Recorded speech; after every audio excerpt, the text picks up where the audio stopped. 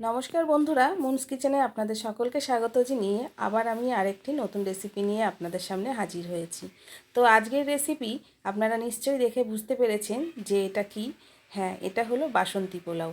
এই বাসন্তী পোলাওটা আমি বাড়িতে কিভাবে বানিয়েছি সেটা আজকে আপনাদের সঙ্গে শেয়ার করব। এই বাসন্তী পোলাও কিন্তু অনেকে অনেকভাবেই বানিয়ে থাকেন, তবে আমি কিভাবে করেছি সেটা আপনাদেরকে দেখাবো। তো চলুন দেখে নেওয়া যাক আমি কিভাবে এই পোলাওটা বানিয়েছি। এখানে একটা বড় আমি বাটি নিয়ে নিয়েছি, আর এখানে এই বাটির মাপ করে আমি গোবিন্দভোগ চাল নিয়ে নেব। তো এক বাটি চাল ঢেলে দিলাম, আরও হাফ বাটির একটু বেশি চাল নিয়ে নিলাম। এইবার চালটাকে খুব ভালো করে ধুয়ে নিয়ে চলে এসেছি। এইবার এই চালের মধ্যে আমি দিয়ে দেব লবণ, দিয়ে দেব হলুদ। হলুদটার পরিমাণ একটু বেশি দিলাম যেহেতু এটা বাসন্তী পোলাও।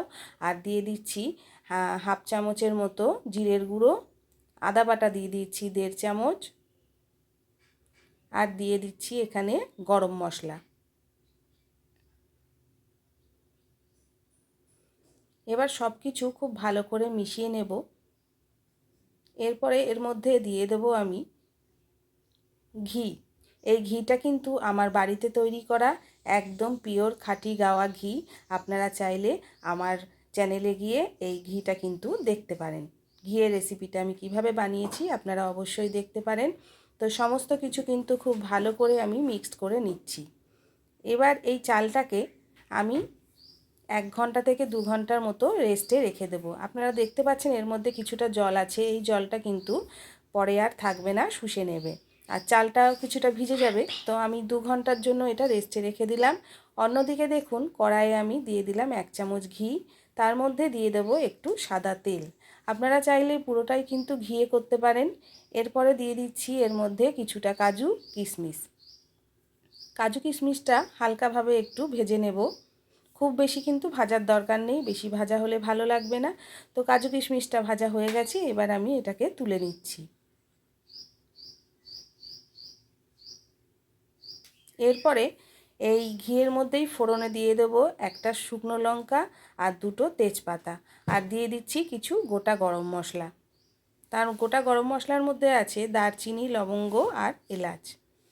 তো ফোড়নটা খুব ভালো করে একটু নেড়ে চেড়ে এর মধ্যে যে চালটা আমি 2 ঘন্টার জন্য রেস্টে রেখে দিয়েছিলাম ম্যারিনেট করে, সেই গোবিন্দভোগ চালটা আমি কড়াইয়ের মধ্যে দিয়ে দিলাম। এইবার খুব ভালো করে কিন্তু ওই ফোড়নের সঙ্গে নেড়ে নেড়ে এই চালটাকে আমি শুকিয়ে নেব।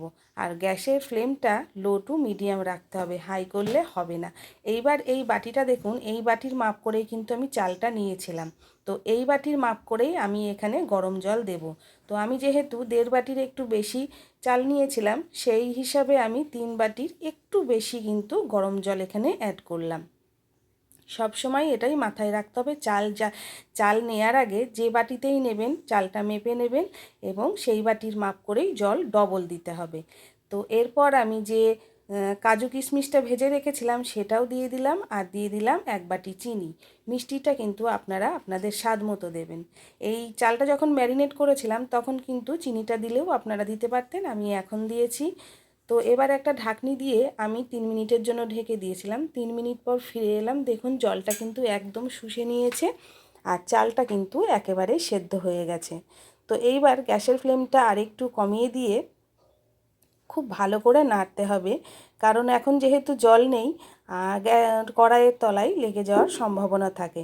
তো গ্যাসের ফ্লেমটা কমিয়ে দিয়ে কিন্তু এটা অনবরত খুব সাবধানে নাড়তে হবে। তো এইভাবে নাড়তে নাড়তেই কিন্তু একসময় এটা শুকিয়ে আসবে আর ঝরঝরে হয়ে যাবে। এখন দেখে মনে হচ্ছে যে একটু ঘন হয়েছে, কিন্তু এটা একটু পরে যখন ঠান্ডা হয়ে যাবে তখন কিন্তু একদম এটা ঝরঝরে বাসন্তী পোলাও হয়ে যাবে।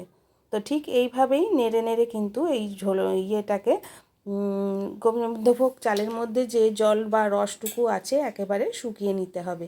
তো বাসন্তী পোলাওটা কিন্তু একেবারে রেডি।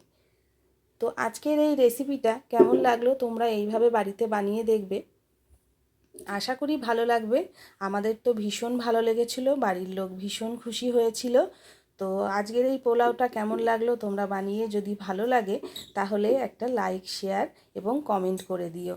আর যেসব বন্ধুরা আমার চ্যানেলটিকে সাবস্ক্রাইব এখনও করোনি তাদের সাবস্ক্রাইব করার অনুরোধ রইল এবং পাশে থাকা বেল আইকনটি অবশ্যই প্রেস করো, তাহলে যখনই আমি নতুন কোনো রেসিপি আপলোড করব সবার আগে নোটিফিকেশান তোমাদের কাছে পৌঁছে যাবে।